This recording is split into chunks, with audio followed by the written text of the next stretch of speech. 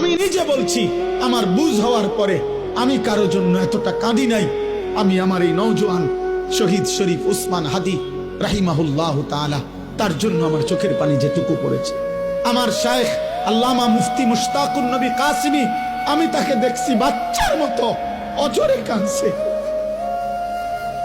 একসাথে ভাত খাইতে বসছি, ভাতের থালার সামনে পর্যন্ত হুজুরে দেখছি কাঁদতেছে। কয় মাওলানা, আমি তো ছেলেটারে ভুলতে পারছি না। আজকে তোমরা দেখছো, সারা পৃথিবী দেখছে, একজন 33 বছর বয়সের যুবক।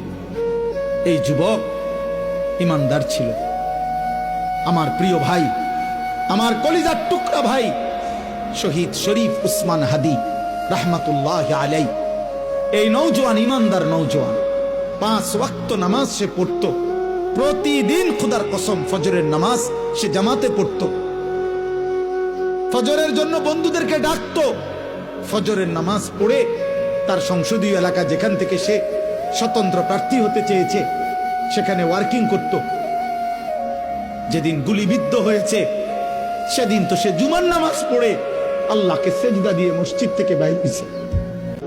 এর কিছুক্ষণের মধ্যেই সে গুলিবিদ্ধ হয়েছে। সে হাফেজে কোরআন ছিল, তার বাবা আলেম ছিলেন, তার বড় ভাই আলেম, সে মাদ্রাসার ছাত্র ছিল, সে আল্লাহকে ভালোবাসতো, পাক্কা ইমানদার ছিল। তার হৃদয়ের সবটায় দেশপ্রেম, মাতৃভূমির 1 ইঞ্চি জমিন, মাতৃভূমির 1 ইঞ্চি জমিনের আজাদি, স্বাধীনতা, সার্বভৌমত্ব সে দিল থেকে চেয়েছিল। তার বক্তব্য এটাই ছিল যে আমি আমার মাতৃভূমির 1 ইঞ্চি জমিন আমি কাউকে নিতে দেব না, নিতে দেব না।